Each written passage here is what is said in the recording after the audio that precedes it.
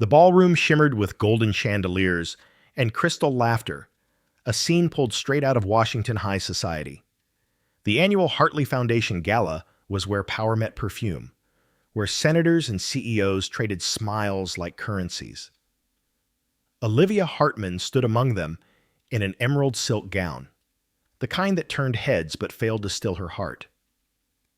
She'd been uneasy all evening. From across the room, she caught glimpses of her husband Daniel, his tall, poised frame commanding quiet respect even in silence. He wore his black tuxedo-like armor, his expression unreadable. He was speaking to a woman younger, elegant, a soft hand resting too easily on his forearm. Their laughter floated across the crowd like a taunt. Olivia's champagne glass trembled slightly. She tried to smile, to brush off the sour twist of jealousy, but the image rooted in her mind like a thorn. Not again, she told herself. Don't overthink. He's just being polite. But Daniel didn't look her way once, and that was what broke her. As the live orchestra swelled into a slow waltz, Olivia found herself marching across the marble floor. Her heels clicked like gunfire against the silence that fell as people noticed. Conversations hushed. Cameras shifted. Daniel turned just in time to see her face pale with fury, eyes glistening. "Olivia," he murmured, low and calm, the way he always did when she lost her temper. "Let's not." The sound of the slap cracked through the air. It was clean, sharp, devastating. The room froze. The woman he'd been speaking to gasped, stepping back. Dozens of faces turned toward them, senators, donors, journalists, all stunned into silence. Daniel didn't move. He just looked at his wife, eyes steady, as if absorbing a hit he had always known was coming. "How could you humiliate me like that?" Olivia's voice broke, trembling between rage and pain. "In front of everyone?" Daniel said nothing. He didn't defend himself, didn't explain. The silence only enraged her more. "Say something, damn it!" Then, before anyone could react, the grand doors swung open with a heavy thud. A line of uniformed soldiers stepped in, crisp, composed, their boots echoing on the marble floor. The crowd parted instinctively. The commanding officer strode forward, saluted sharply, and said with booming clarity, "General Hartman, sir." A stunned hush rippled through the ballroom. Olivia blinked. Her breath caught mid-sob. "General?" Daniel's jaw tightened. For a brief second, something unspoken passed between him and the officer, a quiet command, an unbreakable code. Then he simply nodded, his voice calm but heavy with authority she had never heard before. "At ease, Captain." Every soldier lowered their salute in perfect unison. The cameras flashed wildly now, the tabloids, the journalists, everyone realizing what they were witnessing. The mysterious husband of the rising attorney Olivia Hartman was not a diplomat or a defense contractor, as many assumed. He was a U.S. Army general, a man whose life had been built on silence and service, hidden behind layers of national secrecy. Olivia's world tilted. The noise around her blurred into a single ringing sound. Daniel turned to her, not angry, not proud, just tired. His voice, barely above a whisper, carried the weight of years unspoken. "Now you know why I couldn't tell you," he said. Her lips parted, but no words came. The soldiers stood silently behind him, like shadows of truth she was never meant to see. "I wasn't hiding a woman," he continued softly. "I was hiding a war." The crowd watched, transfixed, but Daniel no longer cared. He gave a brief order to his men, then looked at Olivia one last time. His eyes held that familiar warmth, the one she fell in love with years ago, now dimmed by something colder, older. Without another word, he turned and walked out of the ballroom. No one dared stop him. The soldiers followed, leaving Olivia alone amid whispers and flashing lights.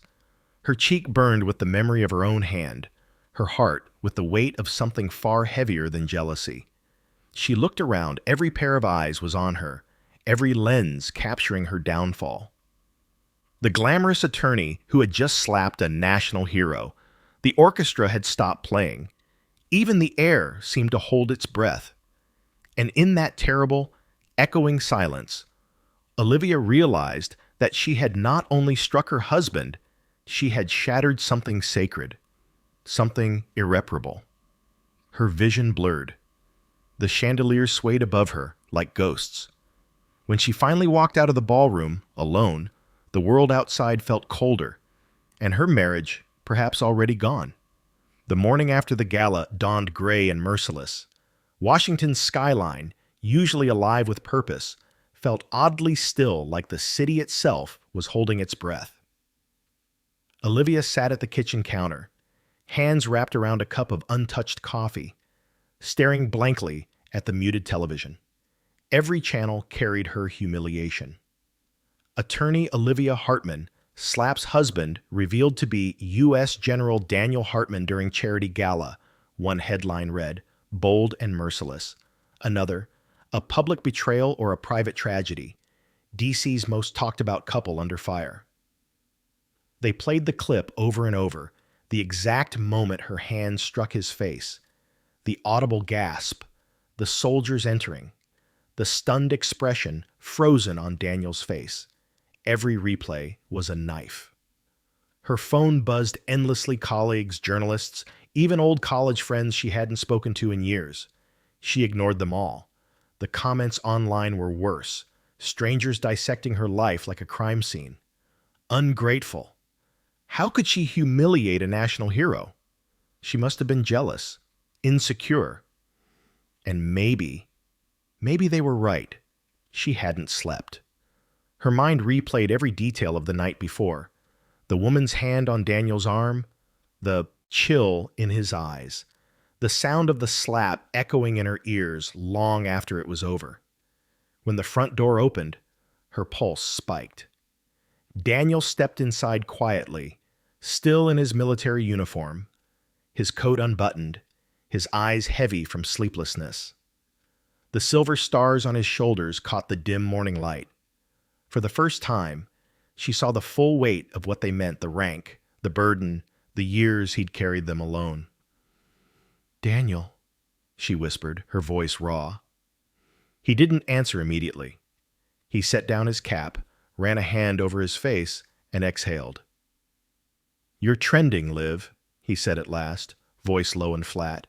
"Every network, every headline. They've called the Pentagon. The press won't stop until they get a statement." She swallowed hard. "I didn't know, Daniel. You never told me." "That's the point," he said quietly. "You weren't supposed to know." There was no anger in his tone, only exhaustion, the kind that came from years of holding too much in. He leaned against the wall, arms crossed, his gaze steady but distant. "I took an oath, Olivia. Some things I can't share, not even with you." Her eyes burned. "Do you have any idea what it feels like to be married to a ghost? To wake up alone, to wonder if you're with me or just somewhere else?" He didn't flinch. He'd heard that pain before, 100 times, in 100 different forms, from soldiers' wives, from widows, from those who loved men who disappeared behind classified walls. But hearing it from her, it still cut. "I thought you were cheating," she admitted, her voice breaking. "That woman—" "She's a State Department analyst," he interrupted softly. "We were discussing an upcoming mission. She's married, 2 kids." The silence that followed was unbearable. The truth didn't heal, it only deepened her shame. Olivia pressed a trembling hand to her forehead. "God, Daniel, what have I done?" He walked closer, his shadow stretching across the floor between them. For a moment, she thought he might reach out, take her hand, say it was going to be okay. But he didn't. His hands stayed at his sides. "You've made my world public," he said, "and I've made yours silent." Her breath hitched. "I didn't mean, I know you didn't." His voice softened, but his eyes were tired, ancient. But intention doesn't undo damage. Outside, a low hum grew news vans, cameras, the chaos she had unleashed. Their quiet suburban street had become a spectacle. Flashbulbs flickered through the curtains. Daniel glanced toward the window. They'll want an image, something to feed on. I won't give it to them. He walked to the hallway closet, pulled out a duffel bag, and began to pack. Where are you going? Somewhere quieter, he said simply. Somewhere without microphones. She stepped forward. Please, Daniel, don't go like this. Not after. He paused, zipping the bag, slowly. Then he looked at her.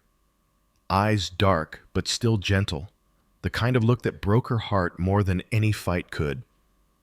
I spent years protecting this country, he said quietly. I never thought I'd need to protect myself from the woman I love. Tears slipped down her cheeks before she could stop them. I didn't mean to hurt you. I was scared. I thought, I know. He set the bag down and reached into his pocket. When he pulled his hand back, there was a small folded note. He placed it on the counter beside her untouched coffee. You deserve peace, Olivia, he said, even if it's not with me. Then he turned, picked up the duffel, and walked out the door. No slammed doors, no raised voices, just the hollow sound of absence filling the house. Olivia stood there, staring at the note, unable to unfold it. The headlines kept flashing on the muted TV, his name, her name, the slap, the salute, a cycle of pain replaying in endless loops. She finally sank onto the cold kitchen floor, whispering into the emptiness, I didn't know. I didn't know who you really were. But the house, like the man she'd loved, remained silent.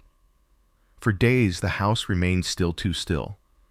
The kind of silence that doesn't soothe, but condemns. Olivia hadn't left since Daniel walked out. She ignored the knocks, the calls, the emails. Even her law firm sent a polite message, suggesting a temporary leave of absence. They called it time to recover. What they really meant was time to disappear until the scandal fades. But scandals in Washington never fade, they echo. She spent her days pacing, her nights staring at the ceiling, trying to remember when their marriage began to feel like a performance. They'd met 6 years ago, in a coffee shop off DuPont Circle. She was a second-year law associate. He was the quiet stranger reading a newspaper instead of scrolling his phone. He'd smiled when she spilled her latte on his sleeve. You owe me another coffee, he'd said. That's how it started, laughter, long walks, the kind of gentle affection that makes you believe in safety. Back then, Daniel was a consultant for federal contracts, or so he said. The title was vague, and she never pushed, not at first. But then came the late-night calls, the trips without explanation, the look in his eyes that carried something she couldn't name. Duty, she later learned, was its name. On the third night after he left, Olivia found herself standing in front of his study, the one room he'd always kept locked. She hesitated for a long time before trying the handle. It was unlocked now. Inside, the air smelled faintly of cedar and old paper.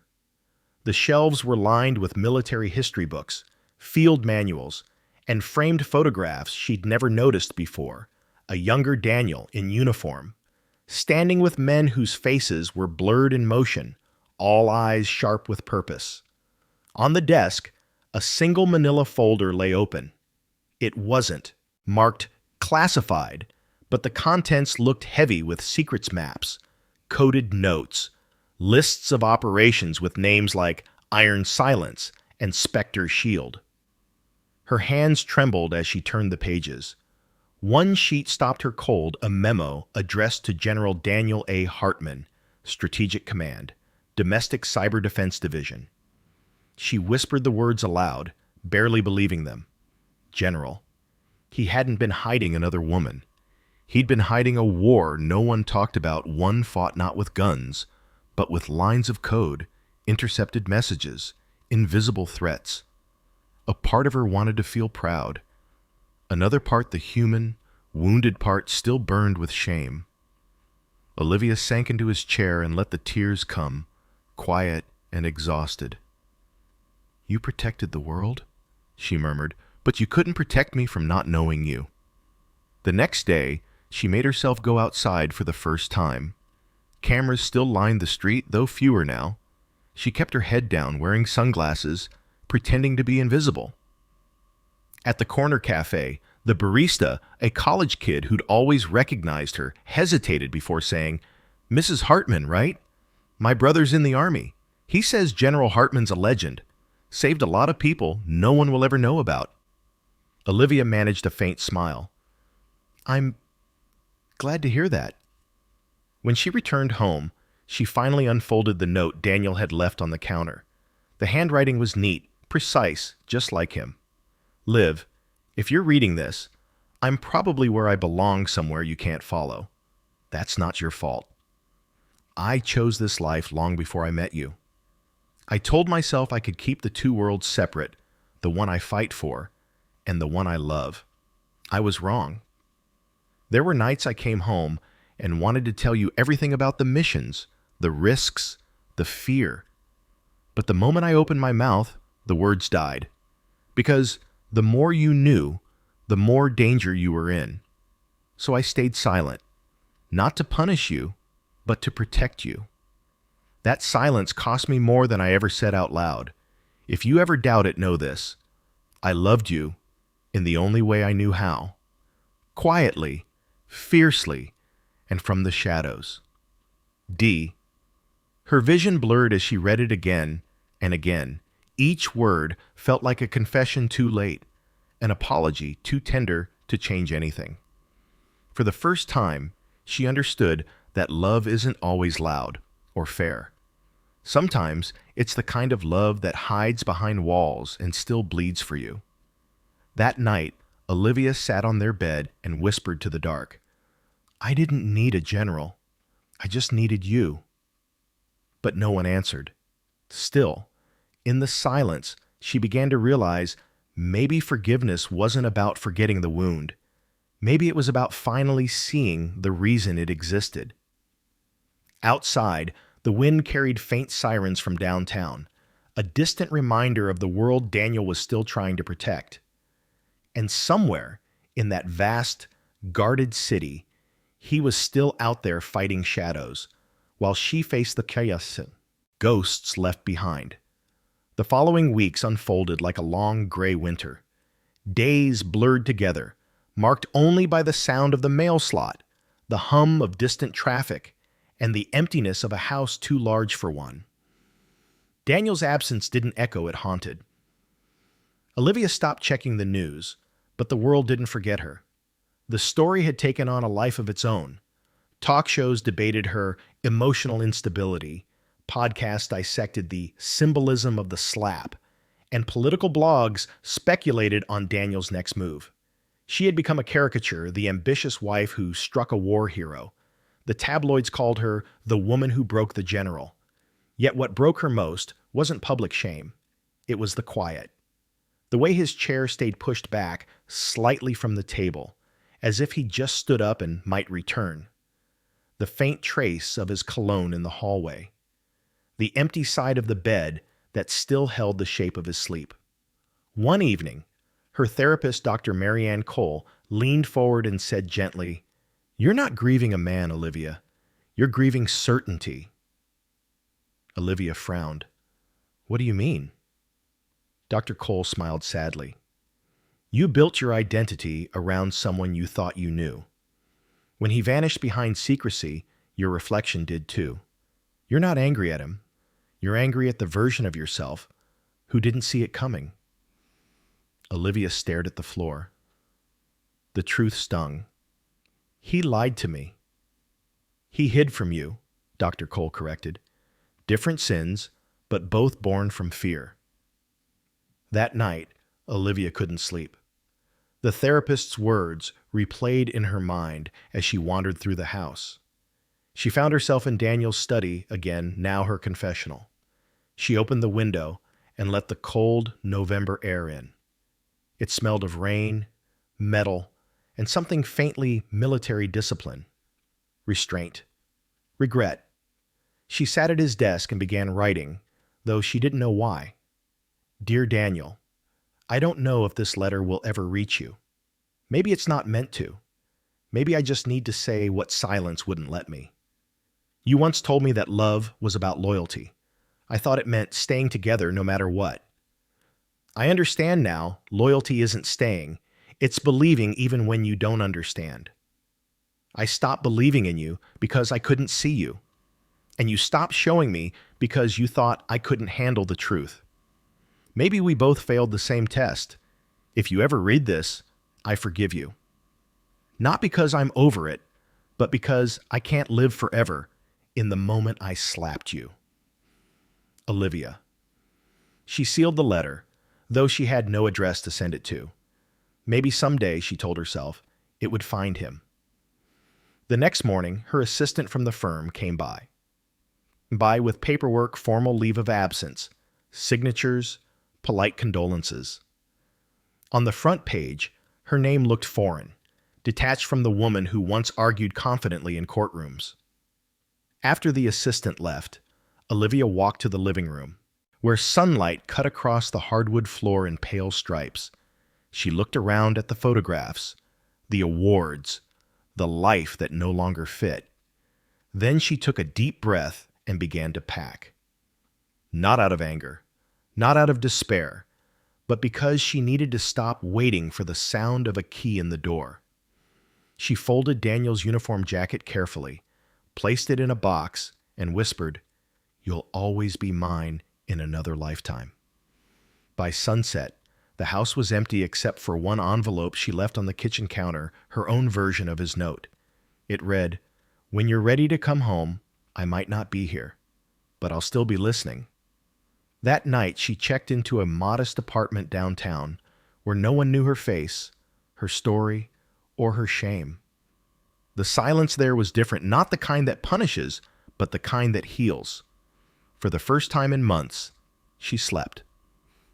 Somewhere across the ocean, in a nameless outpost, Daniel looked at a single photograph Olivia laughing on their porch under summer light and folded it carefully into his pocket before walking out into the storm.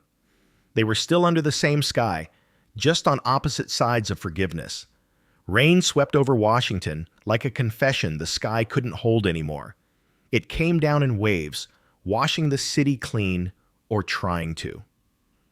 Olivia was sitting by the window of her small apartment, the sound of the storm mixing with the static hum of the television. She'd grown used to the noise it made the emptiness less absolute. The news anchor's voice droned on in the background, another reminder of the world she was trying to ignore, until she heard his name. Breaking news tonight, newly leaked Pentagon documents identify General Daniel A. Hartman as the key figure behind a covert cyber defense mission codenamed Spectre Shield, which reportedly prevented a massive infrastructure attack on the East Coast last year. Olivia froze. The mug in her hand slipped slightly, spilling coffee across the table, but she didn't notice. The report continued words like classified breach, national security exposure, unauthorized disclosure. Sources claim General Hartman's identity was never meant to be public. The leak may have compromised ongoing operations and endangered multiple personnel. The Pentagon has declined to comment. The screen shifted to Daniel's photo uniformed, stoic, eyes steady. The same eyes she'd last seen clouded with disappointment. The news anchor went on, "Critics are calling him a hero forced into exile by a media frenzy, while others question whether his exposure could have been prevented if not for the public incident that first revealed his name at the Hartley Gala 2 months ago." Her breath caught. That was her. They were talking about her. Olivia pressed a hand to her mouth. Oh, God. She turned off the TV, but the silence screamed louder. Every headline, every whisper, every flashbulb at that gala, it had all led to this.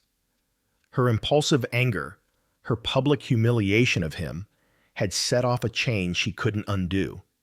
She spent the rest of the night pacing, her mind spiraling through guilt and disbelief. He didn't just keep secrets from me. He was keeping the world safe, and I made him pay for it. The next morning, she went to the only place she could think of her old office. Her colleagues looked up in surprise when she walked in. She could feel the pity behind their polite smiles, the awkward silence as she passed. "Olivia," said Greg, the senior partner, gently intercepting her near her office door. "You shouldn't be here right now. You need rest, distance." "Greg, please," she said, voice trembling. "You have contacts in the Department of Defense. Can you help me find him?" He frowned. "Find him? Liv, he's probably under protection now. After that leak, they'll keep him off the grid." "I just need to talk to him," she whispered. "He doesn't even know I understand now. He doesn't know I'm—" "Olivia," Greg interrupted, lowering his voice. "The best thing you can do for him is stay quiet. The media already tied his exposure to what happened at that gala. You speak up, and you'll make it worse." Her throat tightened. "So I just do nothing?" Greg sighed. "Sometimes silence is mercy." But Olivia had already lived in silence, and it had destroyed everything she loved. That night, she found herself sitting in front of Daniel's old desk again, the letter she'd written still lying beside his note. She unfolded both and read them together, two confessions separated by timing, not feeling. She whispered to the air, "You were saving thousands, while I was trying to save myself." A week later, she received a message through her law firm's secure email, no sender, no traceable source. Just a few words. "He's safe. Overseas, but the leak put a target on his back." Her heart stopped. No signature, no detail.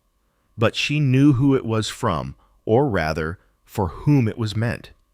She replied instinctively, though she knew it might never reach him. "Tell him I'm sorry. Tell him the world deserves to know who he really was, not what they think." No answer came. The next morning, Olivia woke to the sound of helicopters overhead. On the news, a story about a covert evacuation of personnel in a foreign base compromised by cyber terrorists. They didn't mention names, but she saw the blurred footage soldiers boarding a plane, the shape of one man pausing briefly at the ramp. Broad shoulders, calm posture. Her hand flew to her mouth. Daniel.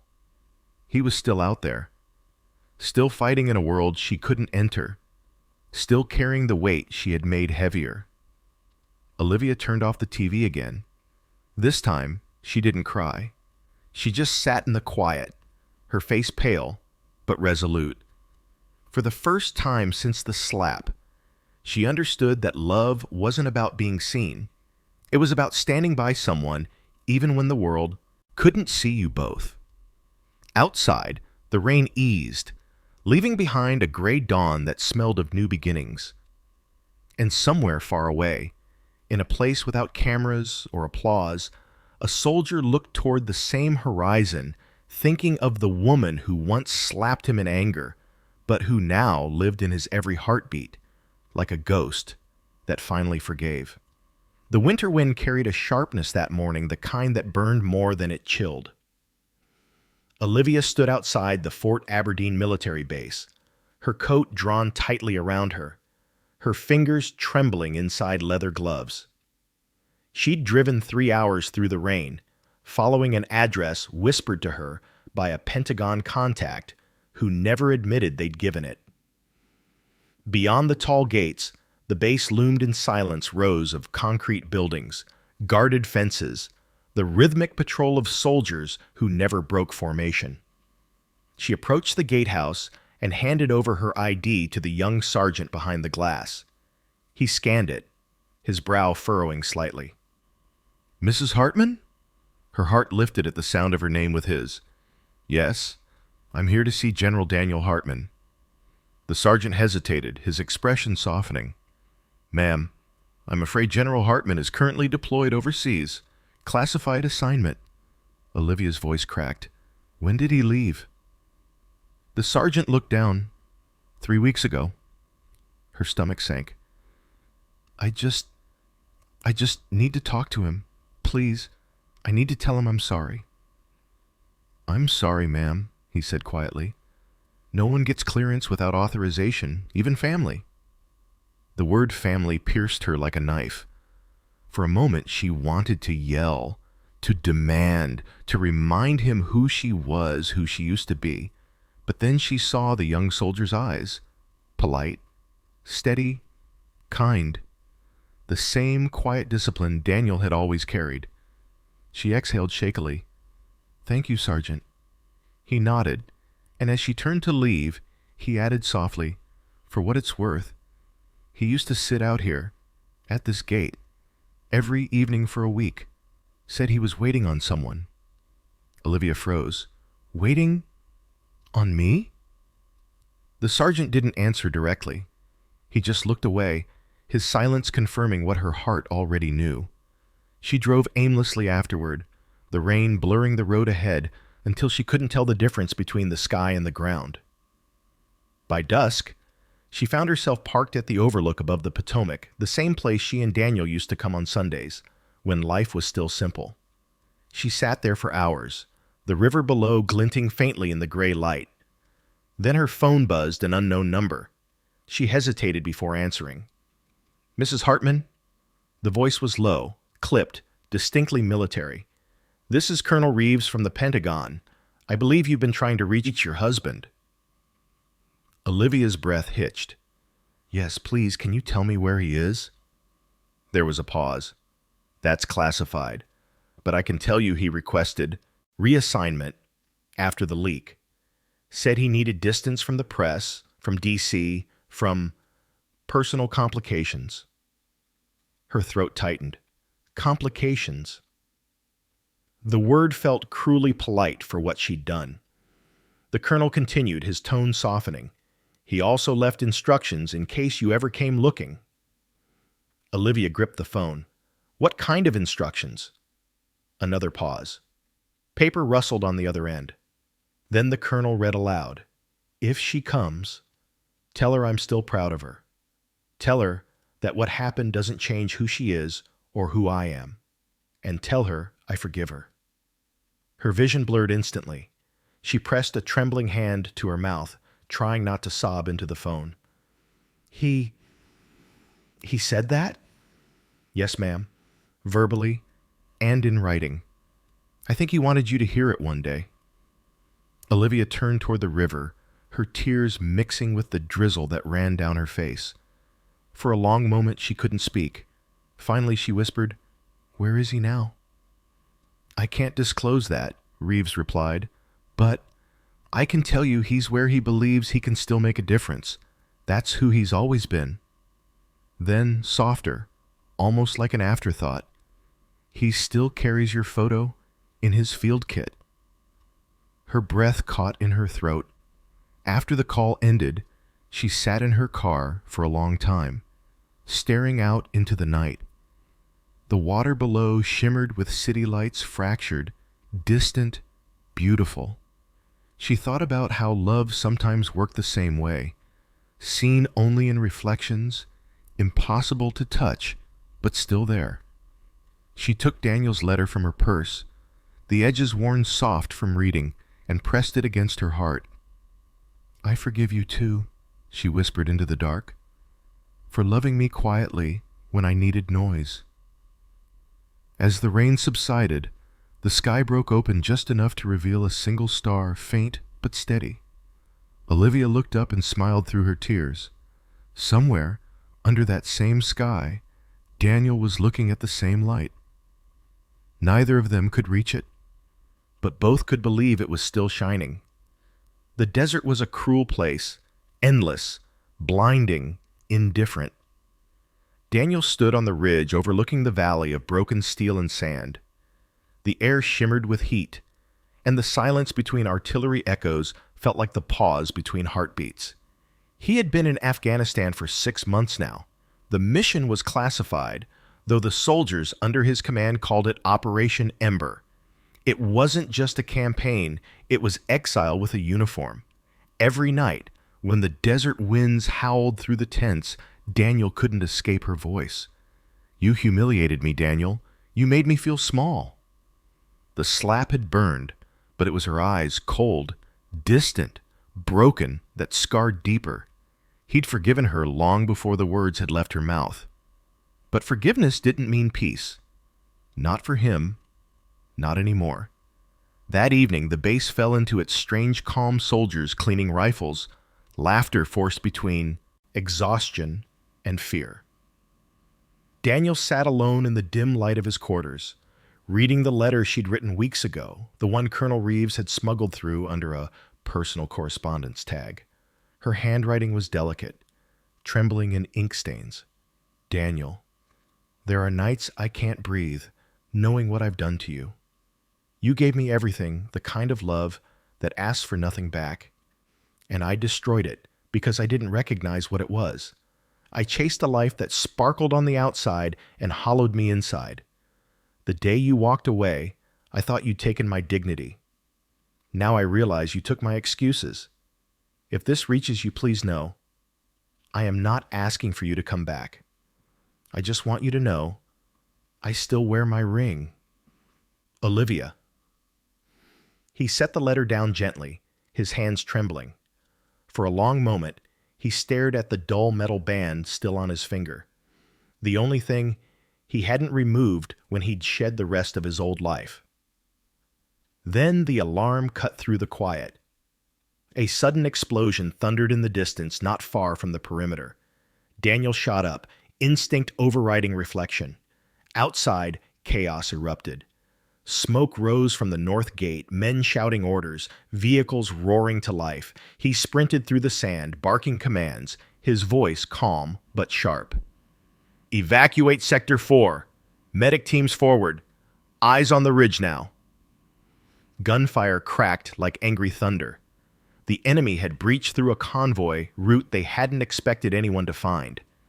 Daniel dove for cover beside a Humvee, pulling a wounded private out of harm's way. The boy's eyes were wide with terror. "Sir, are we going to make it?" Daniel gripped his shoulder. "We always do." A lie, maybe, but necessary. Moments later, a mortar shell hit 20 yards away, the shockwave throwing Daniel backward, his world flashing white. When the ringing in his ears faded, all he could hear was his own heartbeat, pounding against the dust. He reached for the photo that had fallen from his pocket, a creased image of Olivia smiling, wind in her hair, taken long before ambition replaced laughter. He pressed it against his chest. "Not today," he muttered, dragging himself to his feet. "Not until I see her again." The battle ended hours later. The price was heavy: 3 men lost, 7 injured. The silence afterward was heavier than the sound of gunfire. Daniel sat outside the field tent, his arm bandaged, a cigarette burning low between his fingers. Colonel Reeves approached, his face drawn. "You could have died out there," Reeves said quietly. Daniel didn't answer. His eyes were fixed on the horizon where the first traces of dawn bled across the dunes. Reeves followed his gaze. "She wrote again," he said finally, handing him an envelope.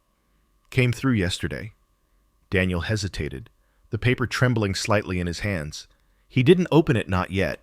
He only stared at his name, written in her familiar script. "Do you still love her?" Reeves asked softly. Daniel let out a dry laugh. "That's not something that stops, Colonel. It just changes form." The colonel nodded, understanding the kind of ache that came with service. The wars fought outside, and the ones fought inside. When Reeves walked away, Daniel tore open the letter. Inside, just one line. "I saw the soldiers salute you, and for the first time, I understood who I'd married." He closed his eyes. The wind carried the scent of burning sand, but somewhere in it, he swore he could smell Jasmine, her perfume, faint and fading. He whispered into the empty dawn, "You finally saw me, Liv. Now I have to find myself again." The sun rose over the desert, fierce and merciless, and Daniel Hartman, for the first time in months, felt something close to peace. The desert had turned colder.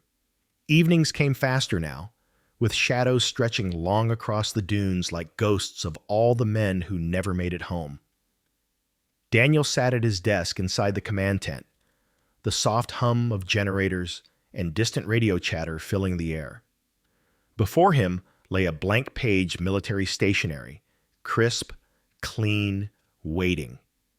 He'd written 100 reports, 1,000 orders, but tonight his pen moved with the weight of something else entirely.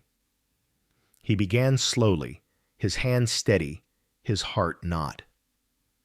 Olivia, if you're reading this, I hope it means I've finally done what I was meant to do to protect something worth saving. You always said my heart belonged to the battlefield, but that was never true. It belonged to you even when you didn't want it. I used to believe forgiveness was a kind of surrender, but I was wrong. Forgiving you saved me from becoming a stranger to my own soul. I learned that love isn't the same as possession. Sometimes it's standing far enough away to let the other person breathe. If I ever make it home, I don't know who I'll be, but I'll find you, even if it's just to thank you for teaching me how to lose with grace. And if I don't, then this letter is my way of saying I never stopped believing in the better parts of us. Daniel. He sealed the letter carefully, his thumb brushing over her name one last time. Then he slipped it into his field journal, the same one he carried everywhere, the one always close to his heart. Outside, the wind picked up again, a restless voice whispering through the camp. The following morning, Daniel's unit was called to escort a humanitarian convoy, unarmed doctors, and aid workers traveling through hostile terrain. It was supposed to be routine. Nothing in war ever truly was. The first explosion came just before noon. The road vanished in a burst of fire and sand. Screams, gunfire. Daniel's command voice cut through the chaos, sharp, decisive, unwavering. Get the medics out first. Secure the ridge.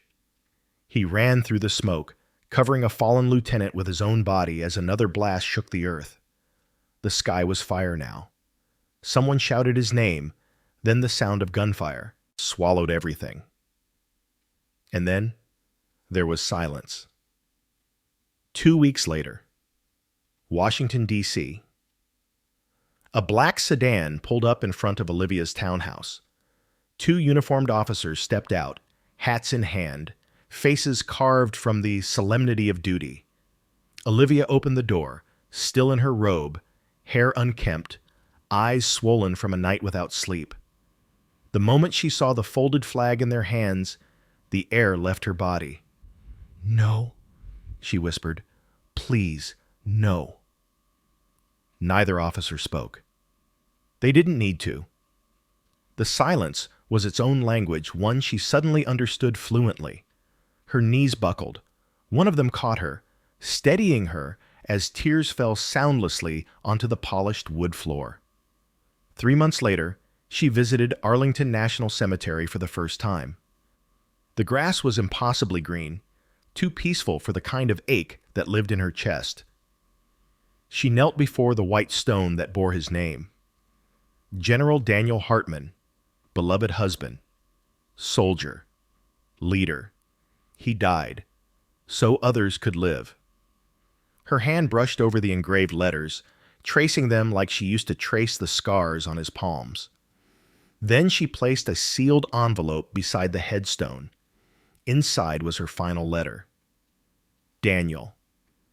They say time heals all wounds, but they never tell you how long it takes. I wear my ring still, not as a symbol of possession, but as a reminder of a man who loved quietly, completely, and without conditions. They sent me your journal. I found the letter you wrote me but never sent. I've read it every night since, and sometimes, when I close my eyes, I swear I hear you whispering through the wind telling me it's okay to live again. So I will. I'll live. For you. For the forgiveness you gave so freely. Olivia. She leaned forward, resting her forehead against the cool marble, whispering through the tremble of her breath, "You won the war, Daniel. The one inside you." As she rose to leave, the sound of footsteps approached a group of young soldiers passing by, their uniforms immaculate.